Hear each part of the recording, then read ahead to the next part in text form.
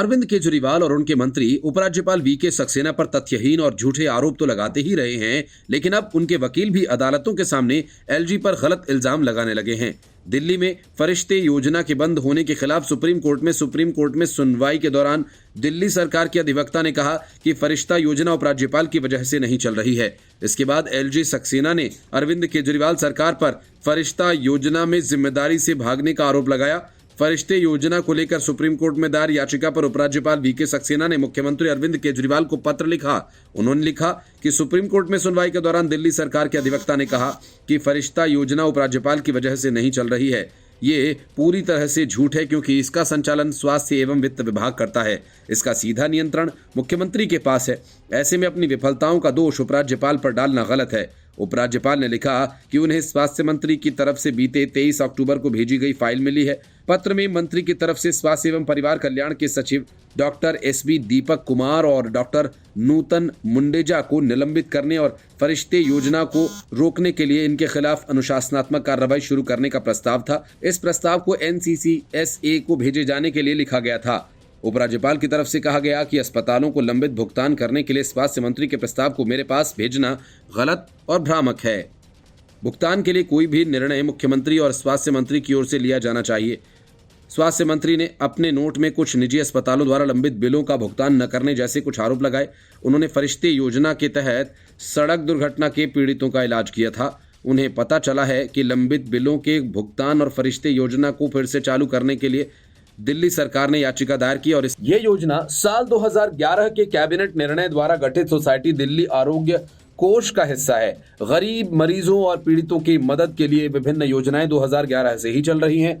साल 2022-23 के दौरान फरिश्ते योजना के तहत लाभार्थियों की कुल संख्या 3698 थी। साल 2023-24 के दौरान 31 अक्टूबर तक 7 महीने में ये संख्या 3604 रही। निजी अस्पतालों को वित्त वर्ष 2022-23 के लिए इसके लिए 4,85,00,000 रुपए, साल 2023-24 अक्टूबर महीने तक 3,54,00,000 रुपयों का भुगतान किया गया है।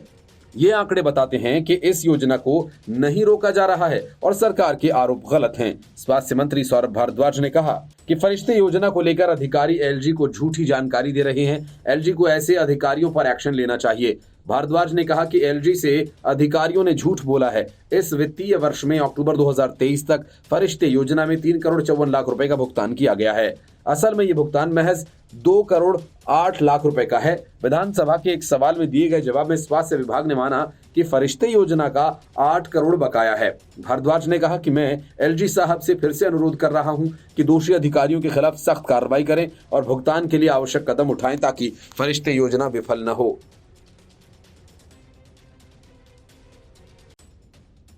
मध्य प्रदेश, छत्तीसगढ़ और राजस्थान में मिली करारी हार के बाद कांग्रेस के होश ठिकाने पर आ गए हैं। सामने लोकसभा के चुनाव हैं और अब कांग्रेस उसी के लिए अपने सारे कील कांटे दुरुस्त करने में जुट गई है। इसके लिए सबसे पहले उसने विधानसभा चुनाव के दौरान समाजवादी पार्टी के साथ हुई तकरार और उसकी वजह से पैदा हुई दूरी को पाटने की कोशिश की।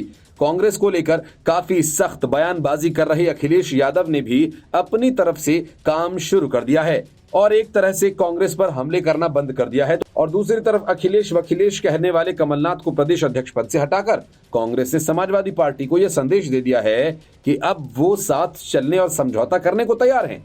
एमपी चुनाव के दौरान सीटों पर सामंजस्य और समन्वय न बन पाने की वजह से कांग्रेस और समाजवादी पार्टी ने एक दूसरे के खिलाफ चुनाव लड़ा था।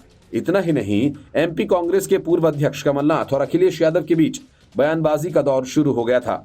यूपी कांग्रेस के नेताओं ने भी सपा और अखिलेश यादव पर जमकर निशाना साधा था। एमपी में मिली हार के बाद कांग्रेस इस बात को लेकर भी सचेत हो गई है कि इंडी अलायंस के दलों के बीच समन्वय नहीं बना तो लोकसभा चुनाव में भी बात बिगड़ सकती है, जिसका असर यूपी में भी सीट शेयरिंग पर पड़ सकता है। ऐसे में दोनों दलों के नेताओं ने एक दूसरे के प्रति बयानबाजियां कम कर दी हैं।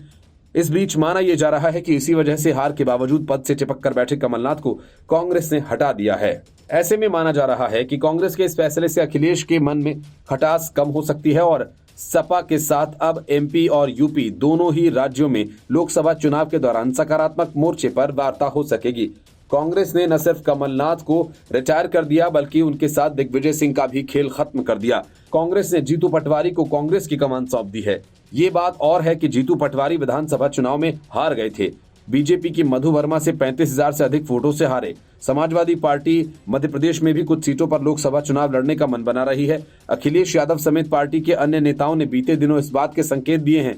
वहीं यूपी में भी मन मुताबिक सीट पाने के लिए कांग्रेस जोर आजमाइश कर रही है। कांग्रेस की कोशिश है कि वो मध्य प्रदेश और उत्तर प्रदेश में सपा के साथ सामंजस्य बिठाए ताकि विधानसभा चुनाव जैसी स्थिति पैदा न हो पाए और विपक्षी दलों को उनके गठबंधन पर कटाक्ष करने का मौका न मिले।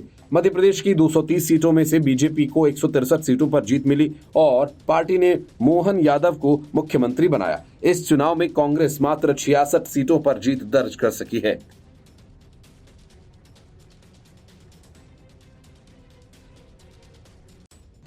संसद में हड़कंप मचाकर देश में अराजकता फैलाने की साजिश के पन्ने अब एक एक कर खुलते जा रहे हैं और चौंकाने वाले तथ्य निकलकर सामने आ रहे हैं।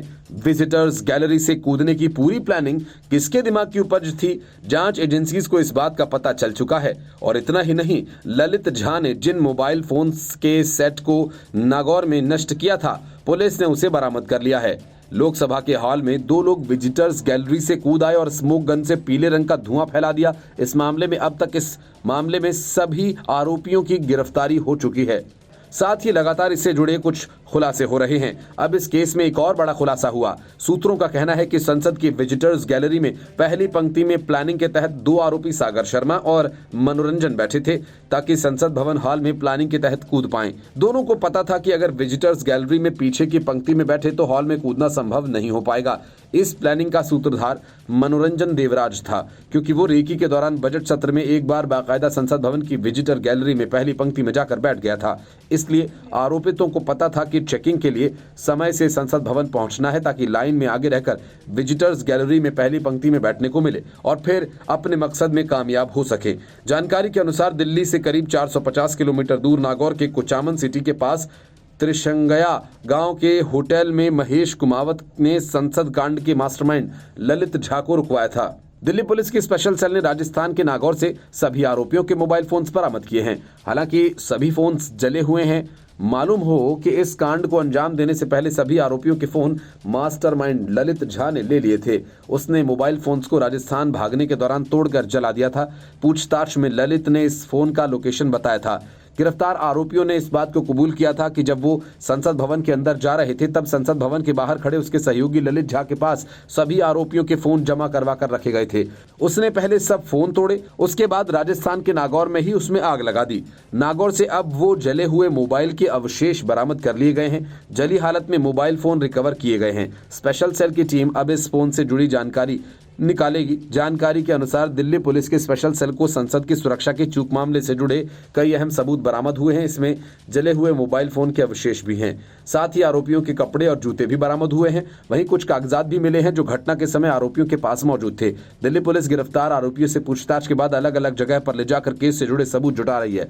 13 दिसंबर की रात को ललित और महेश ने मिलकर आग सेकने के बहाने 4 मोबाइल्स को आग के हवाले कर दिया।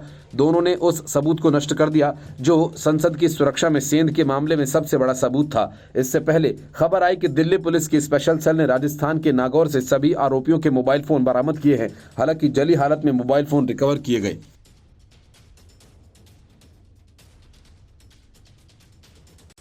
पांच राज्यों के विधानसभा चुनावों के दौरान रिकॉर्ड 1700 करोड़ से अधिक का काला धन जब्त किया गया।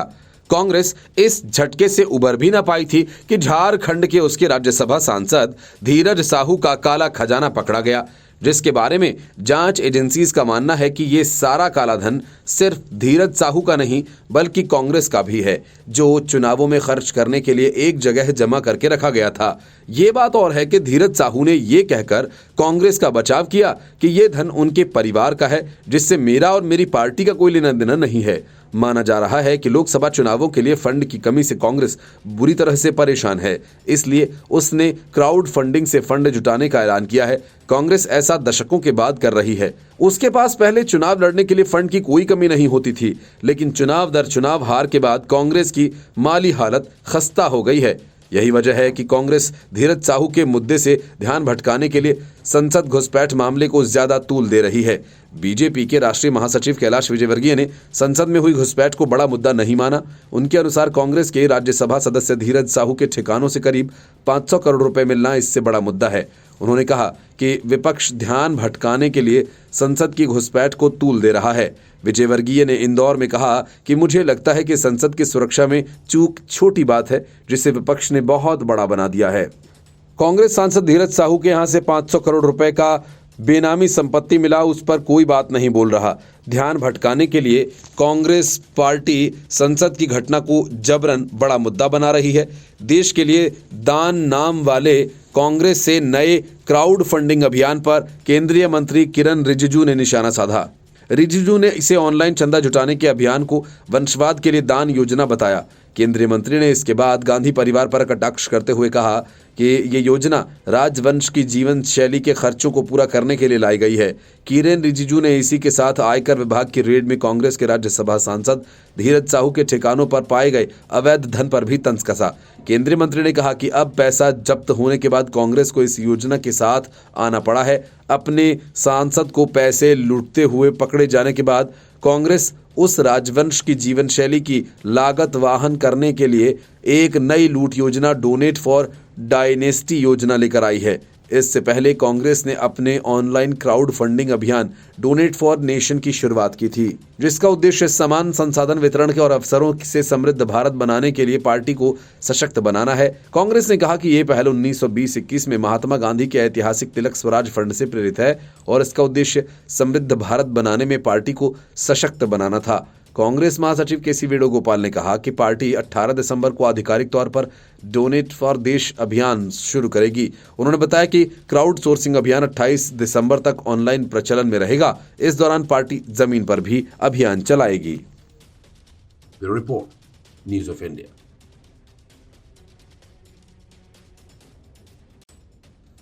नंद किशोर रोंगटा के परिजनों को धमकाने के मामले में वाराणसी की अदालत ने मुख्तार अंसारी को 5.5 साल की जेल सजा और 10,000 रुपए का जुर्माना लगाया।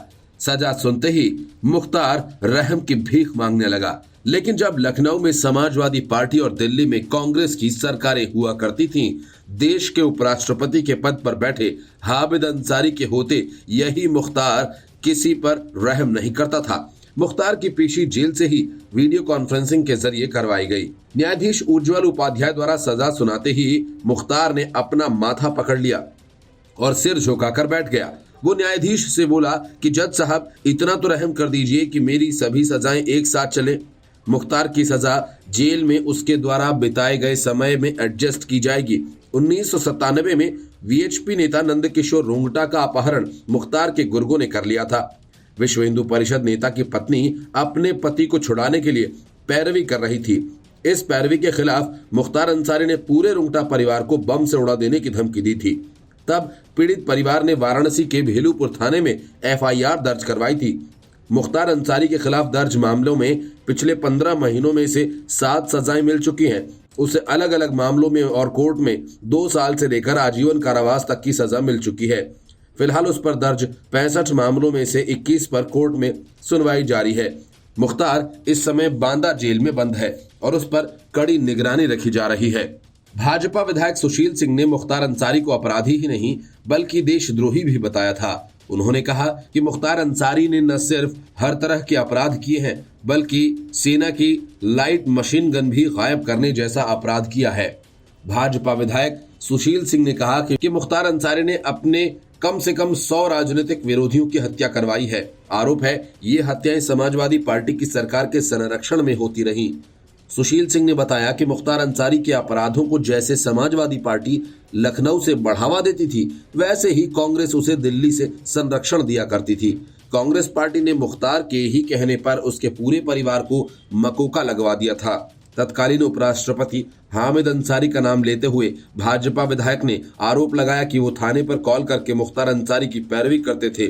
इसके साथ ही हामिद अंसारी मुख्तार के विरोध में खड़े होने वाले लोगों पर थाने में कहकर केस भी दर्ज करवाया करते थे।